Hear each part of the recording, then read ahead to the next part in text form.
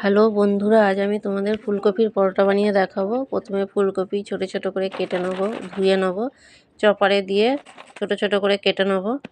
দেখো আমার কাটা হয়ে গেছে, কতটা সুন্দর কাটা হয়েছে দেখো, ছোট ছোট করে কেটে নিয়েছি। এবারে আদা আর পেঁয়াজ চপারে দিয়ে ছোট ছোট করে কেটে নেবো। দেখো আমার কাটা হয়ে গেছে। এবার ধনে পাতা কেটে নেবো, কাটা হয়ে গেছে। এবার আমি কড়াই বসিয়ে দিয়েছি, কড়াইয়ে জিরে দিয়ে দিয়েছি, গোটা জিরে। এবার পেঁয়াজ দিয়েছি, লঙ্কা গুঁড়ো, হলুদ গুঁড়ো, নুন দিয়ে ভালো করে নেড়ে নেব।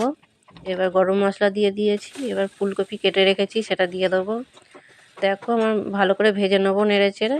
দেখো আমার ভাজা হয়ে গেছে, এবার নামিয়ে নেব। আটা নিয়েছি, স্বাদ অনুসার নুন নেবো, অল্প অল্প জল দিয়ে ভালো করে মেখে নেব। দেখো আমার আটা মাখাও হয়ে গেছে। এবার লেচি কেটে রুটি বানিয়ে নেব। দেখো আমার রুটি বানানো হয়ে গেছে।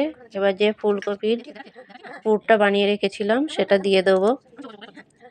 এবার ভালো করে বেলে নেবো। দেখো বেলা হয়ে গেছে। এটা গোলও বানানো যায়, চৌকোও বানানো যায়।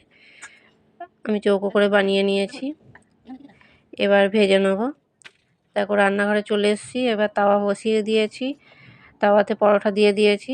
এবার উল্টে পাল্টে ভালো করে ভেজে নিতে হবে। দেখো ভালো করে ভেজে নিয়ে তেল দিয়ে ভেজে নিতে হবে ভালো করে।